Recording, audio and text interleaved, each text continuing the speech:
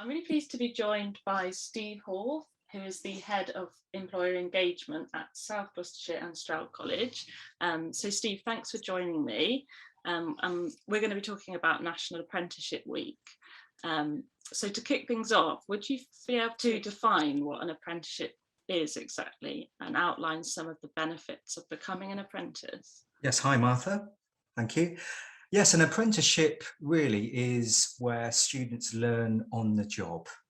But it also combines training within a college at the same time. So it's the best of both worlds. So it's for people that really know the career that they want to do, and they work with an employer. So they're given a contract like any other employee would be. So they've got rights to holiday pay, sick pay, all of those type of things are paid by the employer, but would spend one day, at least one day, well, up to one day in college for the off-the-job training part of the role. So yes, it's a fantastic way, real hands-on way of learning and developing those employability skills that are so important for everyone. So yes, one of the great benefits of an apprenticeship is whilst you're working, you're also studying for a recognised national qualification. Yes, you earn whilst you learn. That's the main thing. And you will be supported through your journey, obviously by the college, by the assessor, but most importantly, by the employer. So they would normally mentor you through the apprenticeship programme. So at the start, there'll probably be more support for you, but over time, you'll be expected to be an employee like anyone else, and you'll be expected to do a certain role, specific jobs, tasks every day, where there'll be less and less support as you goes on, and where you become more comfortable with what you're doing. But there's very much a good support mechanism behind it, even though you're in a true working environment.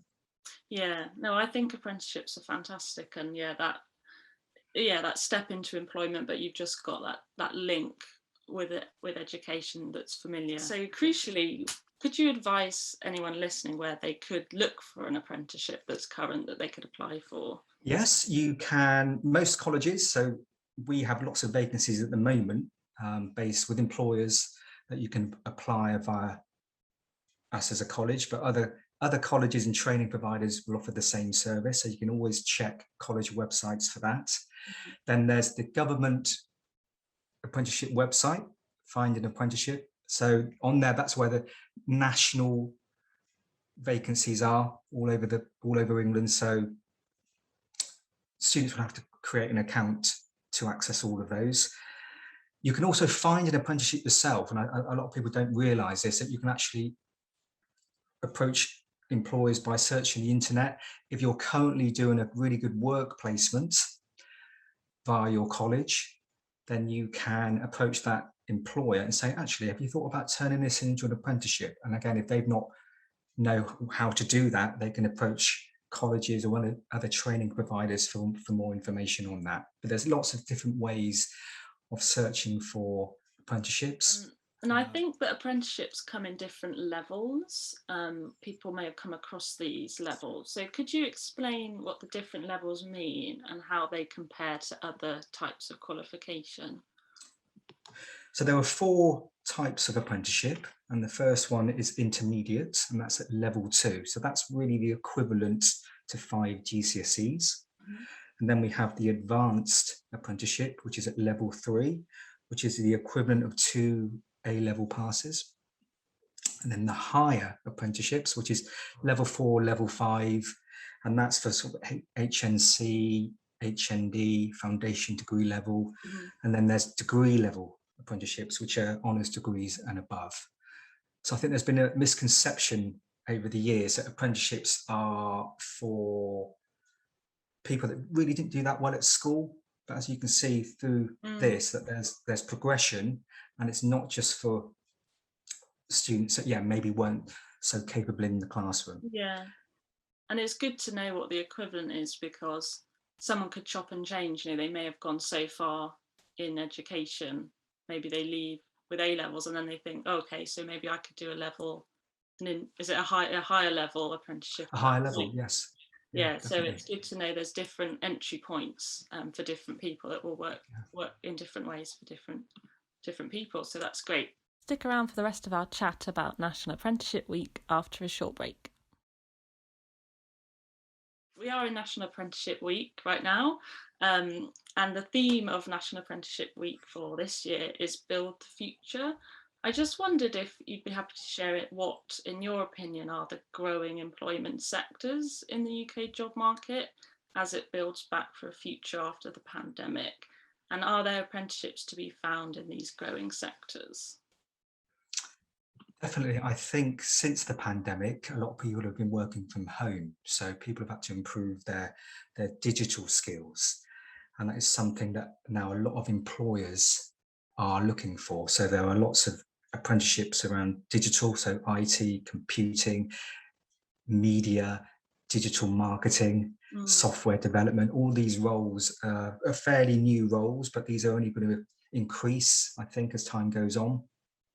Obviously, the construction industry has been hit very hard by the pandemic, but obviously lots of projects that were put on hold are now ready to go full blast again. So the construction industry is looking and increasing their apprenticeship provision. And historically has always had good provision, but that is something that we're seeing a lot of people interested in doing. And also the health industry, there's lots of more people coming back to health, having seen how it's been advertised on the news, and people really want to make a difference. So I know health, one, they've been struggling because of people being off sick. So there's, again, more gaps in health where people can enter at apprenticeship level. Yeah, it's really good to hear that such broad industries offer apprenticeships. It's almost like you could hopefully find an apprenticeship in pretty much any sector, which I think is exactly as it should be. So that's really good to hear. Yeah. So I just wanted to ask, really, if somebody listening is thinking, yeah, I would really like to apply for apprenticeship, would you be able to give a few top tips for them of how to make them best of searching for and applying for an apprenticeship? One is to ask any friends, family, relations that work within the industry and have a good chat with them. When you do your application, I do think you need to take this seriously. So it's like a proper job application on the Apprenticeship Service website.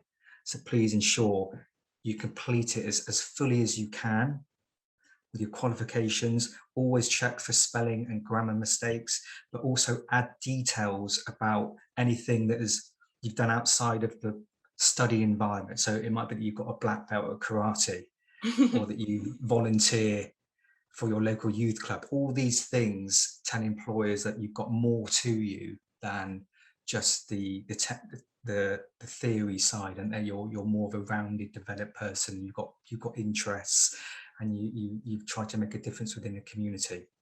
So just, yeah, ensure that you complete that application as fully as you can, answer each question as fully as you can. And then thirdly, I would say make sure you research the companies that you're applying for, because there's always questions relating to that. So they want to see that you've got a real keen interest to work with that company. Yeah, I think that's really great advice, definitely. Yeah, they want to see why you've picked them rather than just sort of sending out to many at the same time. So that's really, really great to talk to you, Steve. Thank you for your time. I just wondered if you wanted to signpost to any resources that you know of, or if there was anything else you wanted to add. Yes, thank you, Martha. We've at SGS College, we've currently got over 30 live apprenticeship vacancies available with lots of different local, some national companies. So people would like to know more and apply, please visit our website or email apprenticeships@sgscol.ac.uk. Thank you so much for your time. It's been lovely to catch up with you. Thank you. Thanks for having me. So do check out the Stroud College opportunities, as well as any of the other Gloucestershire colleges that will all offer apprenticeships.